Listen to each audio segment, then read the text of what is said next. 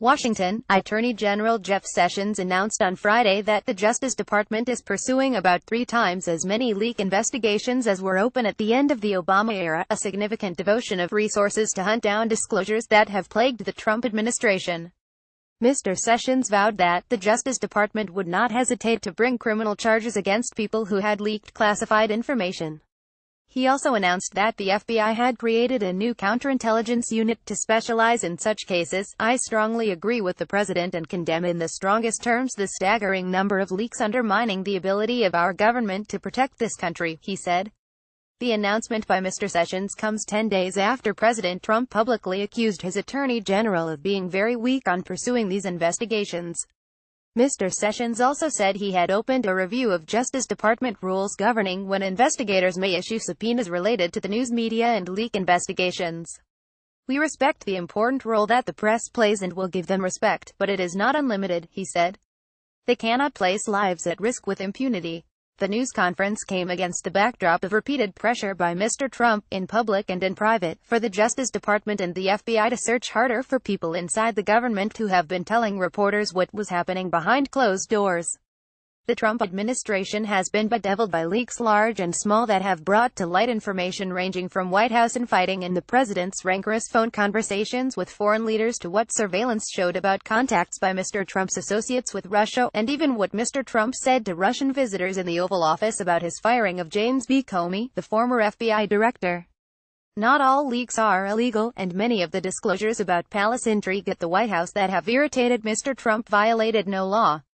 However, the Espionage Act and several other federal laws do criminalize unauthorized disclosures about certain national security information, like surveillance secrets.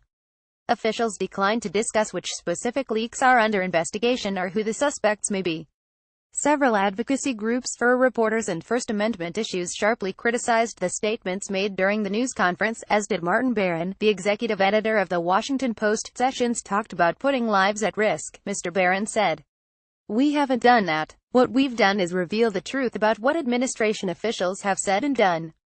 In many instances, our factual stories have contradicted false statements they've made." Matt Purdy, a deputy managing editor of The New York Times, said there's a distinction between revelations that make the government uncomfortable and revelations that put lives at risk.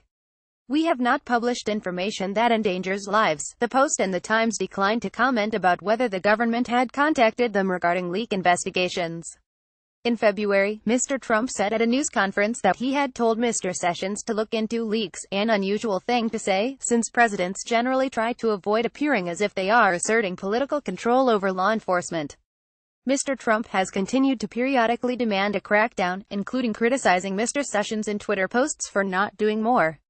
On July 25, for example, the president tweeted, "Attorney General Jeff Sessions has taken a very weak position on Hillary Clinton crimes where our emails DNC server intel leakers." In May, Mr. Trump himself disclosed sensitive intelligence to visiting Russian officials about an Islamic State plot, blurting out details that had been shared by Israel, a disclosure that some intelligence officials worried might have exposed an important Israeli government source.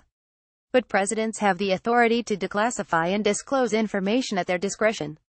Once rare, leak cases have become far more common in the 21st century, in part because of electronic trails that make it easier for investigators to determine who had access to a leaked document and was in contact with a reporter. In early 2006, after the Times revealed the National Security Agency's warrantless surveillance program, the Bush administration created a dedicated task force to go after high-level leaks, making it a kind of predecessor to the new FBI unit Mr. Sessions announced.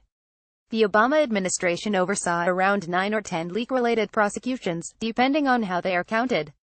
That was more than all previous presidents combined, although 2 of them were investigations inherited from the Bush-era task force. And Mr. Trump has encouraged taking an even harder line. In February, Mr. Trump told Mr. Comey, then the FBI director, that the Bureau should consider prosecuting reporters for publishing classified information, according to a contemporaneous memo Mr. Comey wrote about the conversation.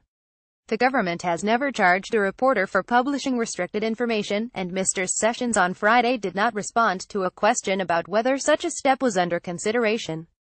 Speaking to reporters in a subsequent briefing, Mr. Sessions' deputy, Rod J. Rosenstein, demurred when asked whether the administration would prosecute reporters in relation to leaks, saying he would not comment on hypotheticals. He also said the review of the leak investigation guidelines had just begun and it was not clear what, if anything, would be changed about them.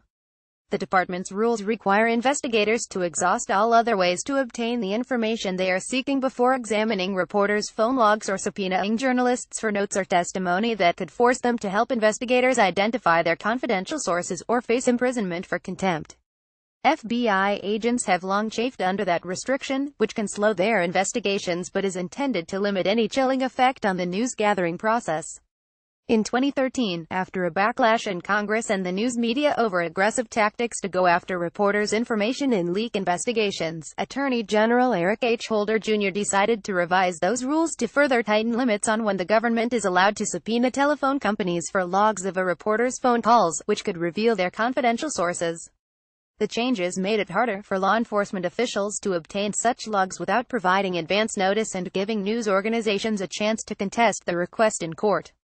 The tripling of open investigations since January, Mr. Sessions indicated, was driven by a surge in complaints by security agencies about unauthorized disclosures of classified information.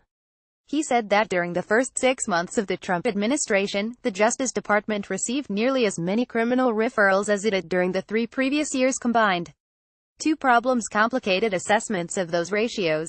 First, the department declined to disclose specific figures for the number of such referrals and open investigations. Moreover, its method of tracking such numbers conflates leaks to the news media with other types of unauthorized disclosures, like spying for a foreign power. It was not clear whether the ratios would shift if only leaks to journalists were considered. The department's conflation of different types of unauthorized disclosure investigations led to confusion when Mr. Sessions said the Justice Department has already handled 4 such cases this year, because there has been only one known new leak case in the Trump era so far, the charging in June of Reality Lee Winner, a contractor working for the NSA, with sending an intelligence report about Russia's interference in the 2016 election to The Intercept. Mr. Rosenstein later clarified that only one of those 4 unauthorized disclosure cases specifically involved a leak to the news media. Mr. Sessions was also joined in the news conference by Dan Coats, the Director of National Intelligence. The 2 are co-chairmen of an insider threat task force first established by the Obama administration in 2011 after Chelsea Manning's leak of hundreds of thousands of diplomatic and military files to WikiLeaks. Mr. Coats threatened to administratively discipline people suspected of leaking, apart from any prosecution. Understand this: if you improperly disclose classified information, we will find you, we will investigate you, we will prosecute you to the fullest extent of law, and you will not be happy with the results, Mr. Coats said. Sydney Ember contributed reporting from New York, and Michael Grinbaum from Washington. Follow Charlie Savage on Twitter at Charlie_Savage.